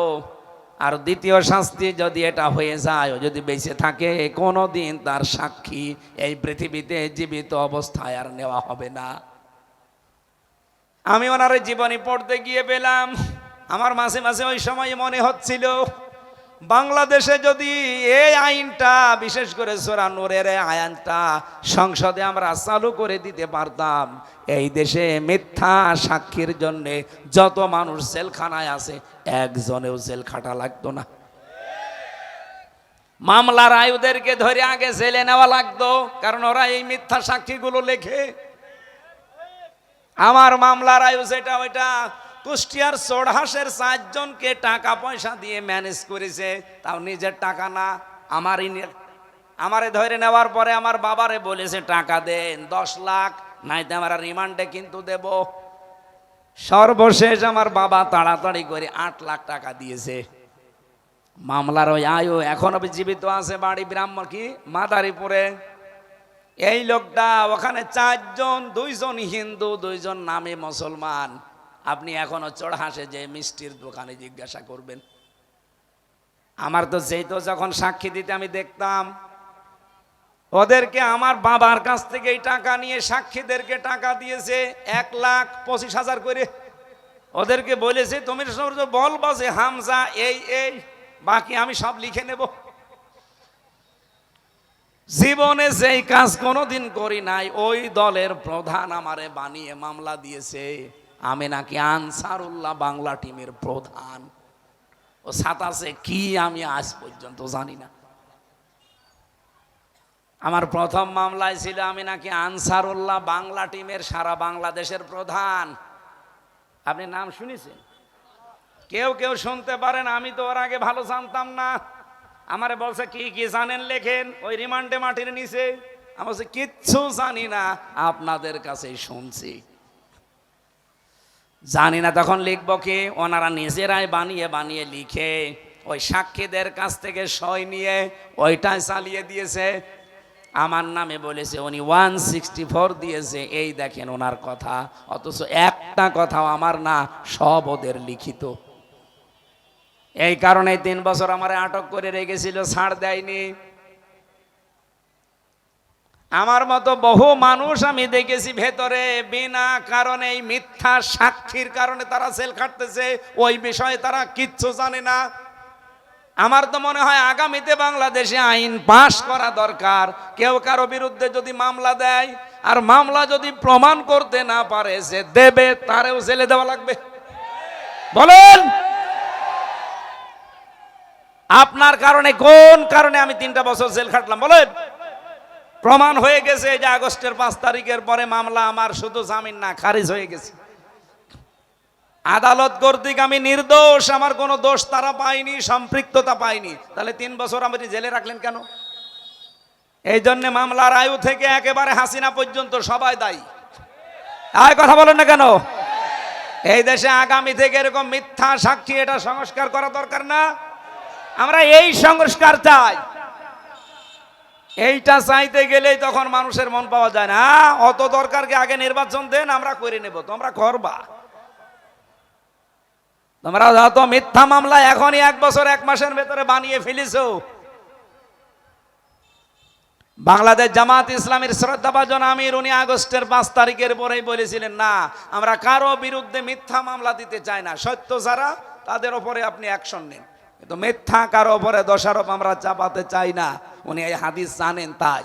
তো বহু মানুষ দেখলাম মিথ্যা মামলা দিয়ে মিথ্যা সাক্ষী জোগাড় করে একেবারে বাবা শাহজালাল সব হালাল করে খেয়ে যাচ্ছে। না, এই থানায় নেই। বাংলাদেশ জামাত ইসলামী মনোনীত নমিনি কে যেন বলল আমার আগে, এমপি পদপ্রার্থী, না এই শব্দ বলবেন না। বাংলাদেশ জামাত ইসলামী থেকে সেই এমপি হোক, উপজেলা চেয়ারম্যান হোক, ইউনিয়ন চেয়ারম্যান হোক, মেম্বার হোক, এই বাংলাদেশে অন্তত এটা সবাই আমরা জানি যে এরা পদ কেউ চেয়ে নেয় না, আর পদ চাইলে কিয়ামতের আগে তাদেরকে দেবেন। সুতরাং এরা পদপ্রার্থী নয়। পদপ্রার্থী আপনি অন্য দলকে বলতে পারেন, যারা এই পদ নেওয়ার জন্য মারামারি করে মরে যায়। এই কুষ্টিয়াতে আছে না নেই? সুতরাং জনাব আব্দুল গফর এই আসনের জন্য উনি নমিনি, উনি পদপ্রার্থী নয়। যদি উনি পদপ্রার্থী হয়ে থাকে, জোর করে পদ চেয়ে নেয়, ওনারে ভোট দেওয়ার দরকার নেই। না, সত্য কথা বলছি। যদি জোর করে উনি চেয়ে নিয়ে থাকে যে না আমারে না দিলে আমিও গ্রুপিং করে দরকার হয় এদিক ওদিক করে ফেলবো, ওনার মতো মানুষকে ভোট দেওয়ার দরকার নেই। আমি যতটুকু জানি বাংলাদেশ জামাত ইসলামী থেকে যারা নমিনি হয়, সে নিজে জানেও না যে আমার নাম আসবে। কি কথা বলেন? উনি বাংলাদেশ জামাত ইসলামী কুষ্টিয়া জেলা শাখার নায়েবে আমির, সাবেক উপজেলা চেয়ারম্যান, পাশের থানা মিরপুরের এলাকার সর্বজন শ্রদ্ধাভাজন ব্যক্তিত্ব জনাব আব্দুল গফুর দামাত বারকাতুহুমুল আলিয়া এখানে উপস্থিত আছেন, আলোচনা রেখেছেন। হয়তো আপনাদের এই উপজেলা ভেড়ামারা উপজেলার চেয়ারম্যান পদপ্রার্থী তো বলা যাচ্ছে না, নমিনি। আসলে এই অভ্যাস তো অনেক দিনের। আমরা সেই কয়েকজনের বক্তব্য শুনছিলাম, শেষে বলছে জয় বাংলা। তার মানে এখন এই অভ্যাস কাটে নাই। তো এই জন্যে উনি পদপ্রার্থী না, উনি নমিনি। উনি কি পদপ্রার্থী না, উনিও ইসলামিক চিন্তাবিদ, শিক্ষাবিদ, উনি একজন ডক্টর। সুতরাং এই আসনের ভেতরে যাদের নাম আসবে, দেখবেন চরিত্র, সততা, শিক্ষা সব দিক থেকে আমার মনে হয় ডক্টর নুরুল আমিন জসিম ভাই উপরে থাকবে। আল্লাহ তাকে হায়াতে তাজ্জেবা সিহাতে কুল্লিয়া দান করুন, আমিন। এখানে কথা বললেন বাংলাদেশ জামাত ইসলামী কুষ্টিয়া জেলা শাখা একটা ওলামা বিভাগ আছে, আলেমদের নিয়ে যারা কাজ করে। এই পুরা জেলাটার যিনি সেক্রেটারি, যদিও যুবক মানুষ, তিনিও একটা মাদ্রাসার দায়িত্বে আছেন, জনাব মাওলানা ইয়াসির আরাফাত জিহাদি এখানে উপস্থিত আছেন। আমার তো সবাই পরিচিত না, যাদেরকে চিনি আপনাদের এই ভেড়ামারার জামাই, ইসলামিক চিন্তাবিদ, মুফাসসিরে কোরআন, আমাদের বড় ভাই মাওলানা আব্দুল কাদের জিহাদি, চুয়াডাঙ্গা জীবননগরে বাড়ি, দামাত বারকাতুহুমুল আলিয়া, বলেন আমিন। উপস্থিত আছেন শ্রদ্ধাভাজন বড় ভাই এ ভেড়ামারা উপজেলার বাংলাদেশ জামাত ইসলামের আমির জনাব মাওলানা জালাল উদ্দিন, আছে না উনি এখানে, দামাত বারকাতুহুমুল আলিয়া। আমি আসলে অনেকের নাম জানি না, কারণ আমি কুষ্টিয়াতে ছোটবেলা থেকে বড় হইনি, আমি বাইরে ছিলাম। এই ইউনিয়নের চেয়ারম্যান পদপ্রার্থী না, নমিনি আছে। পদপ্রার্থী কেউ আছে? নেই। অন্য দলের থাকতে পারে পদপ্রার্থী। নাসিরুল হক ভাই আছে, উনিও নমিনি বাংলাদেশ জামাত ইসলামী থেকে এই ইউনিয়ন মোকাররমপুর না, মোকাররমপুর ইউনিয়নের জন্য। ওয়ারাফা'না লাকা যিকরাক, আল্লাহ তার গোলামের মর্যাদা দুনিয়া আখিরাতে আরো বাড়িয়ে দেন। মঞ্চে বসা আছে যারা অনেক সম্মানিত ব্যক্তিবর্গ, যাদের ছাত্র হতে পারলে আমরা ধন্য মনে করতাম, সেই সমস্ত শিক্ষক মণ্ডলী, ওলামা ইকরাম, আল্লাহ তাদেরও সম্মান মর্যাদা দুনিয়া আখিরাতে যেন উভয় জগতে বাড়িয়ে দেন। সামনে বসা আমার প্রাণপ্রিয় জেলা কুষ্টিয়ার সন্তানরা, আজকের মাহফিলের প্রধান আকর্ষণই আপনারা। বলেন তো, আপনারা যদি না আসতেন, আমির হামজার বাবা আসলেও কিছু হইতো? আমার বাবা আজকে আসছিল, অনেক মুরব্বী মানুষ, বললাম আপনি এত রাত জেগে আবার শেষে ফজরের নামাজ ঝামেলা হবে, আপনি দরকার নেই। ওনারা রেখে এসেছি কুষ্টিয়ার বাড়িতে। তো সেই হিসাবে এখানে যারা এসেছেন আজকে, আপনারা প্রধান আকর্ষণ এই অনুষ্ঠানের। বহু কষ্ট করেছেন। কয়েকদিন আগে এই অনুষ্ঠানটা এনারা নিয়েছে, মাত্র 5-7 দিন আগে। এ বিশাল আয়োজনে যারা সম্পৃক্ত আছে, এই সমস্ত যুবকদেরকে যে মা পেটে নিয়েছেন, আল্লাহ যেন খাদিজাতুল কোবরার মতো বানিয়ে দেন। বিভিন্ন জায়গায় আমার মনে হয় মেয়েরা এসেছে, ওই যে সামনে মেয়েদের প্যান্ডেল আছে। সম্মানিতা মা এবং বোনেরা, কুষ্টিয়ায় যারা আছেন, আমি অন্যান্য জেলায় গেলে আপনাদেরকে নিয়ে গর্ব করি এবং দোয়া করি। রব্বুল আলামিন কুষ্টিয়ার মা বোনদেরকে হযরতে আয়েশা ফাতেমাতু জহরা রাদিয়াল্লাহু তাআলা আনহার উত্তরসূরি বানিয়ে দেন, আমিন। প্রশাসনের ভাইরা হয়তো এসেছেন, দল মত জাতি বর্ণ ধর্ম নির্বিশেষে আজকের অনুষ্ঠান। এটা কি শুধুমাত্র যাদের নাম বললাম এই কয়জনের জন্য? না, সবার জন্য আল্লাহ কোরআন দিয়েছেন। আমরা ওই কেন্দ্রিক একটা আয়াত পড়েছি। আমি মনে করছিলাম ভাই যে সিরাত অনুষ্ঠান, এই জন্য রসুলের জীবনী নিয়ে কথা বলবো মনে করছিলাম আসার সময়ও। এখানে এসে লেখা দেখলাম তাফসিরুল কোরআন মাহফিল, এই জন্য আমি আয়াতটা পাল্টিয়ে ফেলেছি। এই জন্য যতটুকু পারি আমরা তাফসির আকারে কথা বলতে চাই, আপনারা শুনবেন না ইনশাআল্লাহ? সবাইকে নিয়ে আগে শুকরিয়া আদায় করি যিনি আমাদেরকে এই সুযোগটা করে দিলেন। মাই ইউরিদিল্লাহু খায়রা ইউফাক্কিহু ফিদ্দীন, আল্লাহ যাকে ভালোবাসেন, যার কল্যাণ কামনা করেন, তাকে দ্বীনের জ্ঞান দান করেন। এই অনুষ্ঠানে এসেছি দ্বীনের জ্ঞান অর্জন করার জন্য না। দুনিয়ার কোনো লাভ আছে এখানে আমাদের? নেই। সুতরাং দ্বীনের জ্ঞান অর্জন করার মাধ্যমে আমরা দুনিয়া আখিরাত কামিয়াবি হতে চাই। যে আল্লাহ আমাদের সুযোগ করে দিলেন, বলেন আলহামদুলিল্লাহ। দরুদ আর সালাম পড়ছি আমাদের নবী, যাকে আল্লাহ এই মাসে আজকের এই যে 12 তারিখ রবিউল আউয়াল মাসের, যদিও মতান্তর আছে যে 9 তারিখ অথবা 12 তারিখ, 12 তারিখটাই প্রসিদ্ধ এবং বিশুদ্ধ। অধিকাংশ সিরাত গ্রন্থে আমি যেটা পেয়েছি এই 12 তারিখ পৃথিবীর শ্রেষ্ঠ মানুষ, এই দিন আল্লাহ তাকে পাঠিয়েছিলেন সাল্লাল্লাহু আলাইহি ওয়াসাল্লাম। একটু খেয়াল করে শুনবেন ভাই, গল্প করা যাবে না। আমরা ঘন্টাখানিক কথা বলবো। 1 ঘন্টার ভেতরে যতগুলো তথ্য যাবে, এই তথ্যগুলো কালকে থেকে আমল শুরু হবে ইনশাআল্লাহ। বেড়ামারাবাসী, পৃথিবীর মানুষের উপরে আল্লাহ যখন খুশি হয় তখন তার বাড়িতে আল্লাহ 1 নম্বরেই কন্যা সন্তান পাঠায়। এখানে যাদের কন্যা সন্তান আছে তাদের উপরে আপনি আর কিছু না হোক আল্লাহ খুশি ছিল, এই জন্য দিয়েছে। ইমাম মালিক ডাক দিয়ে বলেন, আল্লাহর বান্দি, আজকে থেকে জীবনে যতদিন বেঁচে আছো কোনোদিন তোমার আর সাক্ষী গ্রহণ করা হবে না, এই তোমার শাস্তি। প্রথম যেহেতু তোমার কোনো সাক্ষী নেই, 4 জন, তুমি আন্দাজে মনে মনে ধারণা করে এই কাজ করেছো। যে মেয়েটা মারা গেছে তার স্বামীকে তার ছেলেকে জিজ্ঞাসা করা হচ্ছে যে এই যে একটা যুবক ছেলের সাথে বাড়িতে যাচ্ছিল, এই ছেলেটাকে? স্বামী বলছে ওইটা আমার শালীর ছেলে।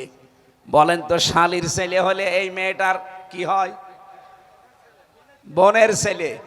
যেই 14 জন মহিলার সাথে দেখা করা জায়েজ আছে, তার ভেতরে বোনের ছেলে আছে না নেই? এই বলেন না কেন? 14 জন পুরুষ মানুষের সাথে আপনি দেখা করতে পারবেন। আপনার বাবা,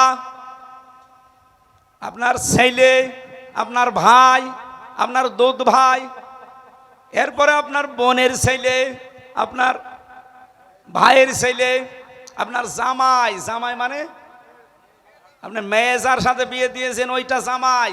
এরকম 14 জনের নাম আমি সূরা নিসার ভেতরে পেয়েছি। এই 14 জনের সাথে আপনি দেখা করতে পারবেন, কথা বলতে পারবেন, কিন্তু মুখমণ্ডল, হাতের কবজি আর পায়ের পাতা খোলা রাখা, বাকি শরীর ঢেকে রাখা লাগবে। কথা বুঝতেছেন? জায়েজ, কিন্তু শুধু মুখ, হাত আর পায়ের পাতা বাদ দিয়ে পুরা শরীর ঢেকে রাখা লাগবে। বলেন তো, এই যে 14 জনের নাম আমি একটা একটা করে এখন বলবো, এর ভেতরে স্বামীর নাম আছে না? নেই। একে ওয়াজ শুনছে নাকি ওকে মাজারে আছে? আমি এইটা আপনাদের জন্য বলছি না, মেয়েদের জন্য। আপনার স্বামীর নাম নেই কেন? স্বামীর কাছে আপনার কোনো পর্দা নেই। যেই মহিলা তার স্বামীর সামনে যত বেশি খোলামেলা থাকবে তত বেশি তার সওয়াব বাড়তে থাকবে। যেই কয়টা চুল আপনি স্বামীর সামনে খুলে রাখবেন অতগুলো সওয়াব পাবেন।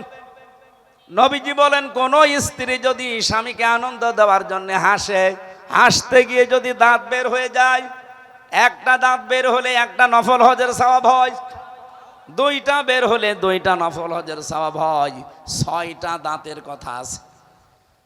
আমার মনে হয় বারবার সুবহানাল্লাহ বললে বাড়ি যেয়ে দেখবেন ও দাঁত কেলিয়ে পড়ে আছে। কি গো, হুজুর ওয়াজ করলে যত দাঁত দেখবা তত সওয়াব। এই জন্য আমি আর নামলাম না, দরকার নেই, দুইটাই থাক। সম্মানিত মা বোনেরা, আমি জানি আপনারাও দাঁত বের করেন স্বামী বাদ দিয়ে দোলা ভাইয়ের সামনে। হ্যাঁ, কথা বলে, এরকম মহিলা দেশে নেই। একজন মেয়ে লোকের জন্য মরণের মতো কঠিন এবং ভয়ঙ্কর হচ্ছে দুইজন পুরুষ। মৃত্যুকে মানুষ যেমন ভয় করে, এই দুইজন পুরুষকে যেন এরকম ভয় করে চলে। তার একজন হচ্ছে দোলা ভাই আর একজন দেবর। আর এই দেশে এই দুইজনের সামনে কোনো পর্দা থাকে না, অথচ এই দুইজন সম্পর্কে ভয়ঙ্কর। এদের থেকে আরো বেশি দূরত্ব বজায় রাখা লাগবে। একজন মেয়ে লোকের জন্য যেমন দুইজন পুরুষ মানুষ ভয়ঙ্কর, মৃত্যুর মতো একজন পুরুষের জন্যও দুইজন মহিলা সবচাইতে ভয়ঙ্কর। একজন হচ্ছে তার শালী আর একটা ভাবি। অনেকে ফতোয়া বের করেছে ভাবি আমার মায়ের মতো, ওর দাঁত খুলে ফেলা দরকার শয়তানের। কয়দিন পরে দেখা যাচ্ছে ভাবিরে নিয়ে আল্লাহ রাস্তায় চলে গেছে। আরে ভাবির যদি মায়ের মতো হয়, মায়ের সাথে কেউ পালায়, হ্যাঁ কথা বলেন না কেন? তার মানে আপনার এটা ফন্দি ফিকির।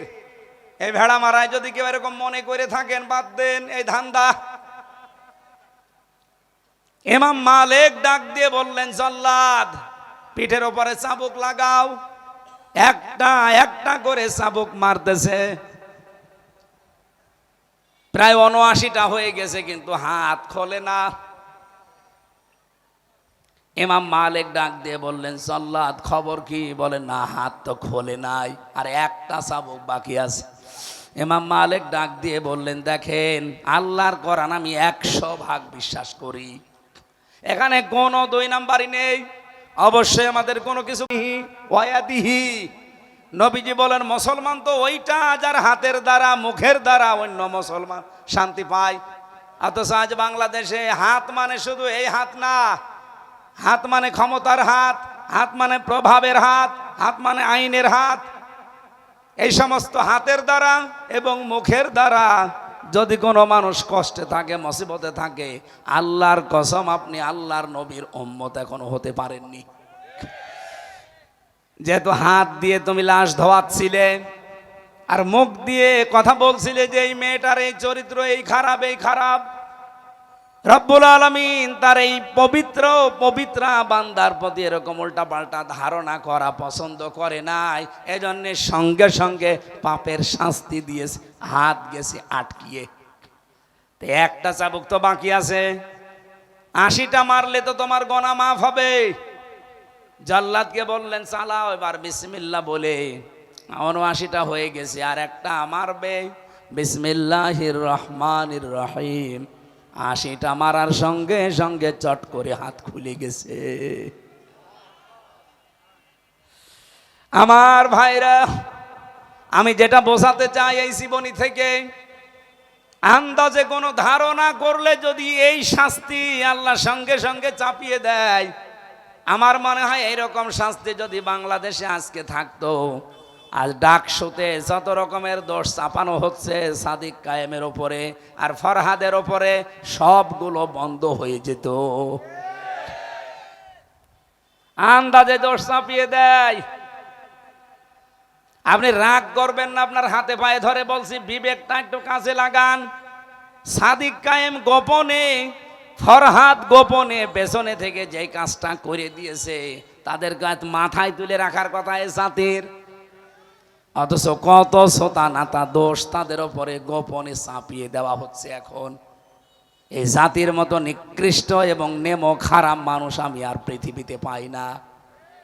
জাতির সূর্য সন্তান যারা, পৃথিবীর প্রত্যেকটা দেশের দিকে তাকান, তারা জাতির সূর্য সন্তানদেরকে মাথায় তুলে রাখে।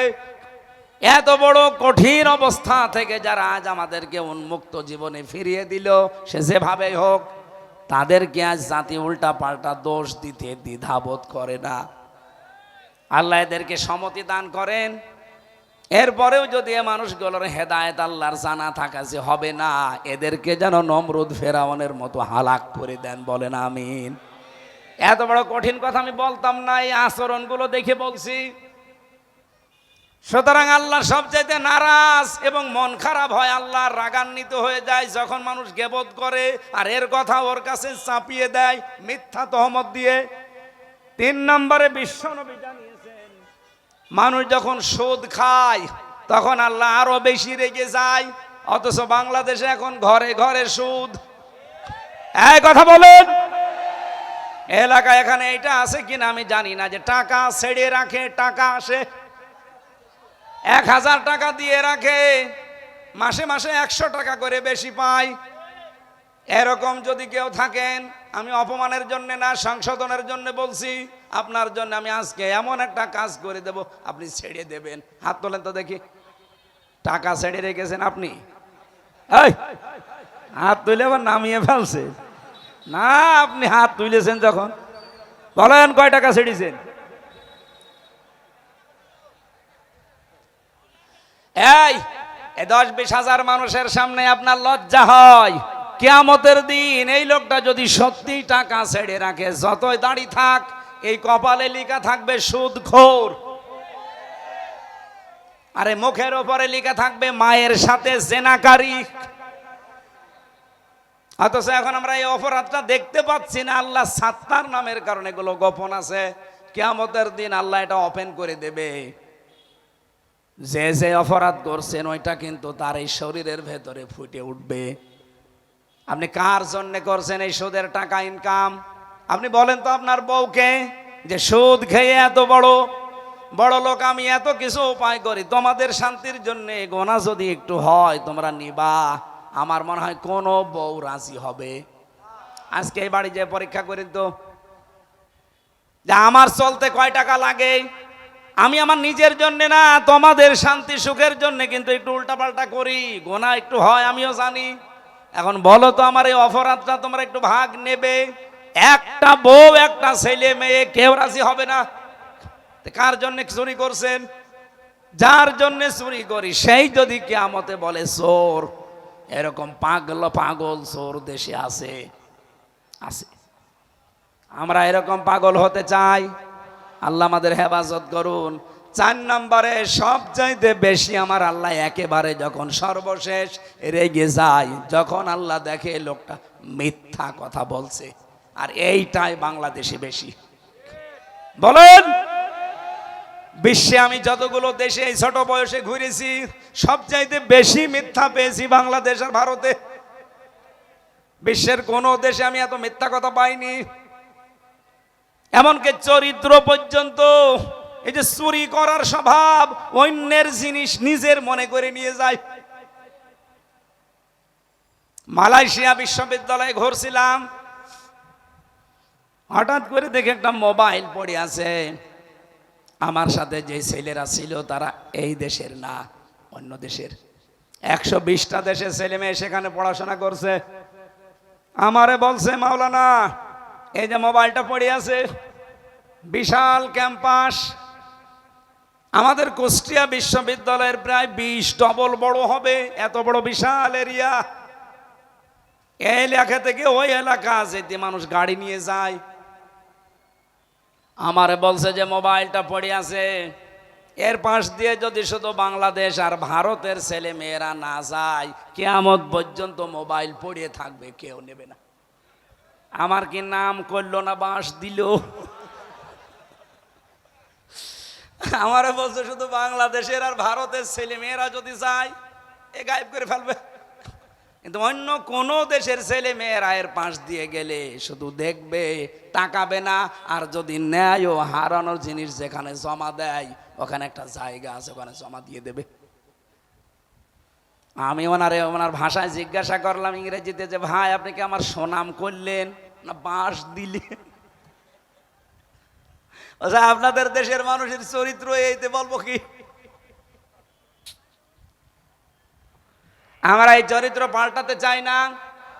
বলেন বলেন, আজকে থেকে একটা নিয়ত করা যায়, যত বড় বিপদ আসুক আর যাই হয়ে যাক, জীবনে আর কোনোদিন মিথ্যা কথা বলবো না। যারা রাজি আছেন হাত তোলেন তো, লিল্লাহে তাকবীর। এই দেখেন তো হাত তোলেনি কে? এই যে এরা হাত না তুলে বসে আছে, তোলেন। আলহামদুলিল্লাহ ভাই, কথা দিয়েছেন কিন্তু প্রথমে যিনি জেলা আমির ছিলেন কথা বলছিলেন, এর আগে যিনি আমি একটু হালকা শুনেছিলাম, তারা কিন্তু কোরআনের পক্ষে কারা আছেন হাত তোলেন, আপনারা হাত তুলেছিলেন।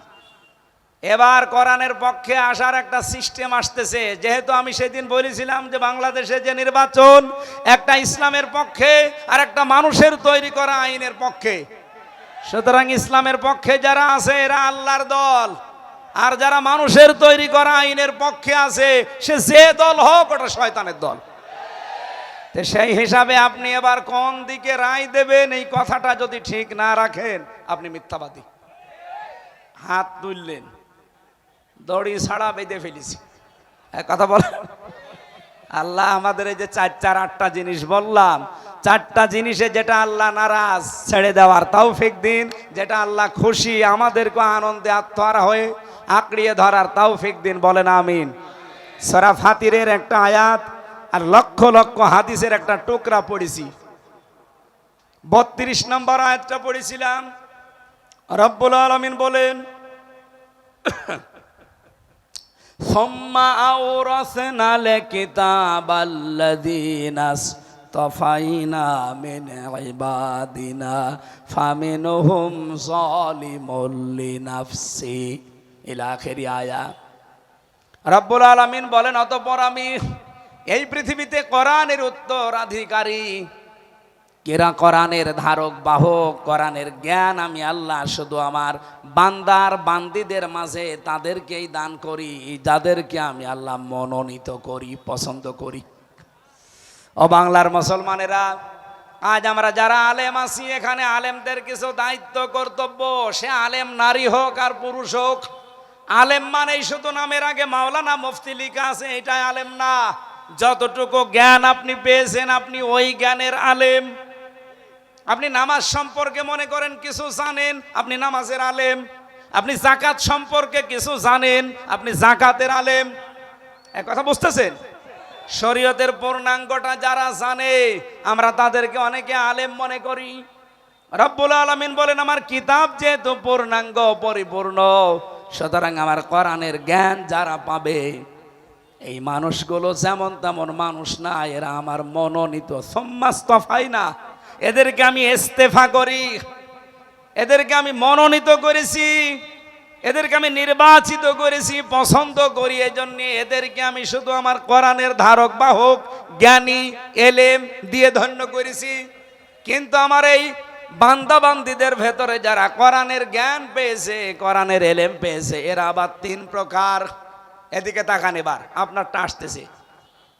কম বেশি আমরা এখানে যারা আছি অন্য জাতির লোক বাদ দিয়ে সবাই কোরআনের কিছু না কিছু জানি না, জানি না? বলেন বলেন। কিছু না জানলে সূরা ইখলাস জানেন না? কুল হুয়াল্লাহু আহাদ, এই তো আপনাকে আল্লাহ কোরআনের জ্ঞান দিয়েছে। রব্বুল আলামিন বলেন, ফামিনহুম যালিমুল লিনাফসিহি, এদের ভেতরে এক প্রকার বান্দা আছে যারা কোরআনের জ্ঞান পেয়েছে কিন্তু তারা জালেম, তারা নিজেদের উপরে জুলুম করেছে। কারা তারা দেখেন তো আপনি এই ক্যাটাগরিতে পড়েন কিনা? 1 নম্বরে যে মানুষগুলো কোরআনের জ্ঞান পেয়েছে, এলেম পেয়েছে, কিন্তু হারাম কাজ লিপ্ত থাকে আর ফরজ কাজ করে না। এই মানুষগুলো নিজেদের উপরে নিজে জুলুম করার কারণে কিয়ামতে উঠবে, কিন্তু আলেম হয়ে না, জালেম হয়ে। এদেশে এরকম জালেম নেই, হারাম কাজে লিপ্ত থাকে, ফরজ কাজগুলো করে না। 2 নম্বরে মিনহুম মুকতাসিদ, মধ্যম পন্থা অবলম্বনকারী। এরা হচ্ছে ফরজ নামাজ, ফরজ কাজগুলো আদায় করে, হারাম কাজগুলো ছেড়ে দেয়, কিন্তু মাকরু কাজ, এরপরে মুস্তাহাব বিষয়গুলো ছেড়ে দেয়, মোবা বিষয়গুলো কিছু মনে করে না। আমি যে ব্যাখ্যাটা বলছি এটা ইবনে কাসির থেকে। আমার তো মনে হয় বাংলাদেশে এখন আমরা যারা নারী আর পুরুষ আছি কোরআনের জ্ঞানে এই 2 নাম্বারের ক্যাটাগরিতে আছি। ফরজ হয়তো আদায় করি, হারাম কাজও আস্তে আস্তে অনেকে ছেড়ে দেয়, কিন্তু মাকরু আছে। এরপরে আবার অন্যান্য যতগুলো সুন্নত আছে ওগুলোর গুরুত্ব দিতে চায় না। এরপরে মুস্তাহাব আছে, মানতে চায় না। আল্লাহ আমাদেরকে এই পর্যায়ে রেখেছে। আমার যতটুকু পর্যালোচনা, 3 নম্বরে ওয়ামিনহুম সাবিকুম বিল খায়রাতি বিইজনিল্লাহ। 3 নম্বরে তারা যারা অগ্রগামী ভালো কাজে আল্লাহর অনুমতি ক্রমে, এইটাই আমি বোঝাতে আয়াতটা পড়েছি। রবিউল আউয়াল মাস, বিশ্বনবী এসেছিলেন এই মাসে যতগুলো মিশন নিয়ে, তার 1 নম্বরে মিশন ছিল আল্লাহর এই জমিনে আল্লাহর বিধান কায়েম করা। আমি কি এটা বানালাম? বলেন বলেন। আপনি পড়া কোরআনটা সামারাইজ করে দেখবেন, সব কথার এক কথা এই কথা, হে নবী আপনাকে আমি পাঠাইছি হল্লাযী আরসালা রাসূলাহু বিল হুদা ওয়া দীনিল হাক্কি লিইয়ুযহিরাহু আলাদ-দীনি কুল্লিহি ওয়ালাউ কারিহাল মুশরিকুন।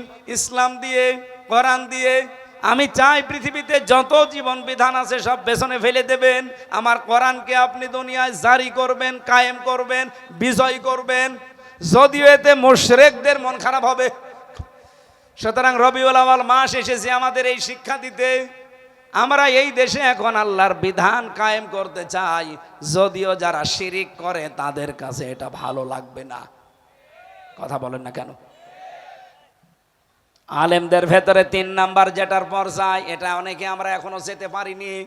আল্লাহ যাদেরকে নির্বাচিত করেছেন, মনোনীত করেছেন, ভালোবেসেছেন, পছন্দ করেছেন, তাদেরকে এই কাজটা আল্লাহ অ্যাক্টিভ ভাবে করার সুযোগ দেয়। যেমন আল্লামা সাঈদীকে আল্লাহ দিয়েছিলেন। উনি যদি পীর হতেন, সারা জীবন পীর সাহেবগিরি করতেন, কত কিছুর মালিক হয়ে যেতেন আপনি বলেন। তার মতো বড় পীর বাংলাদেশে আর কাউকে পেতেন আপনি? এত মুরিদও তার কেউ থাকতো না, এত মুরিদ হয়তো তার, কিন্তু জীবনে তিনি এই 3 নাম্বারটা বেছে নিয়েছেন। অমিনহুম সাবিকুম বিল খায়রাত। এই খয়রাতের ব্যাখ্যায় আমি প্রায় 25টা বিষয় পেয়েছি। একটা একটা করে সিরিয়াল করে আমি দেখেছি। সর্বপ্রথম খয়রাত, ভালো কাজ আল্লাহর দৃষ্টিতে এই জমিনে দিন কায়েম করা। কুষ্টিয়াবাসী বড় ভালোবাসি আপনাদের। আমি চাই নারী পুরুষ যারা এসেছেন এটা একবারে বুঝে ফেলেন। আপনি যত তাড়াতাড়ি বুঝবেন তত তাড়াতাড়ি আপনি কল্যাণ পাবেন। যত অগ্রগামী হবেন দেখবেন তত তাড়াতাড়ি কল্যাণ আসতেছে। যালিকা হুয়াল ফাদলুল কাবীর। এটা যেমন তেমন দয়া না, আল্লাহ বলেন এটা বহু বড় দয়া, ফাদলুল কাবীর, সবচাইতে বড় অনুগ্রহ আপনার প্রতি। বাংলাদেশে আজ মাত্র 18 কোটি মানুষের 7 কোটি 20 লাখ মানুষ, এরা চাচ্ছে যে এই দেশে দিন কায়েম হোক।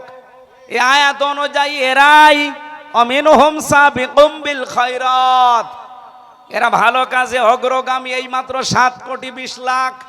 বাকি যারা বাইরে আছেন আহ্বান জানাবো, ফিরে আসেন। আল্লাহর দিন কায়েমের জন্য পতাকা তলে যারা শামিল করতে চায় শামিল হয়ে যান। ইবনে মাসউদের হাদিস পড়েছিলাম না, ফাত্তাবিউস সিওয়াদাল আযম। তোমাদের জীবিত অবস্থায় যখন তোমরা দেখবে সেই দলের দ্বারা ইসলাম কায়েম করা অতি তাড়াতাড়ি সম্ভব, তোমরা ওই দলকে সাপোর্ট করবা, অনুসরণ করবা, পেছনে থাকবা। আর আমি যেটা জানি এখন বাংলাদেশে দিন কায়েম করার জন্য সবচাইতে বেশি অগ্রণী ভূমিকায় আছে বাংলাদেশ জামাত ইসলামী। আপনার মন খারাপ হলে আপনি লেখাপড়া করে বুঝে নেন, যান সূরা ফাতির 32 নম্বর আয়াত। এটা যদি করতে পারেন, এর পরবর্তীতে আল্লাহ সুসংবাদ দিয়েছেন জান্নাত। জান্নাতুন না, জান্নাত বহুবচন দিয়েছেন। এরপরের শব্দটা আদন, স্থায়ী। আমরা এখানে যারা আরবি গ্রামার বুঝি জিজ্ঞাসা করে দেখেন তো, আরবিতে এক বচন আছে, দ্বিবচন আছে, বহুবচন আছে, কিন্তু অন্যান্য ভাষায় আপনি এইটা পাবেন না, এক বচন বহু বচন। তার মানে 2 হলেও কিন্তু বহু বচন হয় না, কমপক্ষে 3 হওয়া লাগে। আল্লাহ যে জান্নাতুন না দিয়ে জান্নাত বহু বচন দিয়েছেন, তাফসিরে মুফাসসির লিখেছেন কোন মানুষকে যদি আল্লাহ এই পৃথিবীর ময়দানে দিন কায়েমে শরীক থাকার কারণে তাকে যদি জান্নাত দান করেন, একটা না কমপক্ষে 3টা জান্নাত দান করবেন। আর এক একটা জান্নাত হবে এই ভেড়া মারার মতো। বলেন, তামাম পৃথিবীর সমান এক একটা জান্নাত হবে। আমরা যেহেতু লোভে পড়েছি, আমরা করছি, মন থেকে করছি, ইখলাসের সাথে করছি, আপনাদেরকে আহ্বান জানাচ্ছি, দুনিয়া থাকবেন না, আমিও 100 বছর পরে এখানে থাকবো না, আপনিও থাকবেন না। আসেন এই বহু বছর যে 3টা জান্নাত কমপক্ষে পাওয়া যাবে, এইটা পাওয়ার জন্যে অফি যালিকা ফালিয়াতানা ফাসিল মুতানাফিসুন। এবার প্রতিযোগিতা আরম্ভ করি আমরা সবাই মিলে এই জান্নাতটা পাওয়ার জন্যে। যেখানে একটা জান্নাতের কথা বলেন না আল্লাহ, কয়টা বলেন বলেন? সবাই যেন কমপক্ষে 3টা জান্নাতের মালিক হতে পারি, সেই রাস্তায় এগিয়ে আসার আহ্বান জানাচ্ছি। 11টা পার হয়ে গেছে, আবার সকাল থেকে প্রোগ্রাম শুরু, এই জন্য আমরা আর টানতে পারলাম না। যাই বলেছে আল্লাহ কবুল করেন। আমার একটা বই আছে, লিখিত বই, জেলখানায় সৃষ্টি নিয়ে লিখা, যদি লাগে পেছনে গাড়ি আছে, এখান থেকে নিয়ে যান। আল্লাহুম্মা আমিন। লা ইলাহা ইল্লা আনতা সুবহানাক ইন্নী কুনতু মিনাজ জালিমিন। রব্বুল আলামিন, এই প্রচণ্ড গরমে আমার নিজ জেলা কুষ্টিয়ার ভেড়ামারা, এই গোলাপনগর দামকদিয়া এলাকায় তোমার যুবক বান্দারা, এই মোকাররমপুর ইউনিয়নবাসীর যুবক ছেলেরা মুরব্বীদেরকে সাথে নিয়ে তারা কোরআনের আয়োজনে আঞ্জাম দিয়েছে। আল্লাহ, একটা ছেলেকেও তুমি ফেলে দিও না, এদেরকে তুমি কবুল করে নাও। সওয়াব যদি দিয়েই থাকো, কোটি কোটি গুণে বাড়িয়ে দাও। নবীজির রওজায় পৌঁছিয়ে দাও সওয়াবগুলো। এলাকায় মাটির নিচে যারাই ঘুমিয়ে আছে, কবরগুলো জান্নাত বানিয়ে দাও রব্বুল আলামিন। আমার প্রাণ প্রিয় জেলা, আমার মাতৃভূমি এই বাংলাদেশ, বিশেষ করে কুষ্টিয়া, এখানে এই জেলাতে আমার জন্ম হয়েছে। আল্লাহ, তুমি এই জেলাকে ইসলামের জন্য উর্বর বানিয়ে দাও। সম্মানিতা মা বোনদেরকে তুমি কবুল করো। বহু মহিলা এসে বসে আছে যারা অসুস্থ, আল্লাহ শেফায়ে কামেলা আজেলা দাও। যাদের পরিবারে শান্তি নেই, আল্লাহ কোরআনের ইজ্জতে শান্তি দান করো। ছেলে মেয়ে যাদের আছে লেখাপড়া করছে, এদের মেধাস্মৃতি খুলে দাও। আল্লাহ, আমরা বহু আলেম শুনলাম যে অসুস্থ আছে, দোয়া চেয়েছে। মাওলানা মাহফুজুর রহমান, যত মানুষ অসুস্থ আছে আমাদেরকে শেফায়ে কামেলা আজেলা তৈরি করে দাও। এই মাহফিলের জন্য যে যেইভাবে হেঁটে এসেছে, গাড়িতে এসেছে, কষ্ট করেছে, টাকা দিয়েছে, শ্রম দিয়েছে, আল্লাহ তুমি ইসলামের জন্য তাকে অগ্রগামী বানিয়ে দাও। আলেমদের যে বৈশিষ্ট্যগুলো বললে, আল্লাহ আমাদেরকে মিনহুম সাবিকুম বিল খায়রাত হওয়ার তৌফিক দাও। যত কল্যাণমূলক কাজ আছে, সবচাইতে বড় কল্যাণকর কাজ হচ্ছে দিন কায়েম করা। এই রাস্তায় আমাদেরকে অ্যাক্টিভ হয়ে থাকার তৌফিক দাও। আগামীতে তুমি ইসলামকে বাংলাদেশে আলেমদের হাতে আল্লাহ তুমি ক্ষমতাকে তুলে দিও। দেশ যেন কোরআন দিয়ে তারা চালিয়ে দেখিয়ে দিতে পারে। খায়রুল কুরুনি করনি রব্বির হামহুমা কামা রব্বায়ানি সগীরা। আল্লাহ, আমার এক মুরব্বীর কথা মনে পড়ছে, জনাব মকবুল হোসেন, তার জন্য দোয়া করছি। মকবুল হোসেনকে তুমি মাফ করে দাও। বারাকাল্লাহু লানা ওয়া লাকুম ফিল কোরআনিল আযীম। যখনই মরণ আসবে যেন পড়তে পারি লা ইলাহা ইল্লাল্লাহু মুহাম্মাদুর রাসূলুল্লাহ।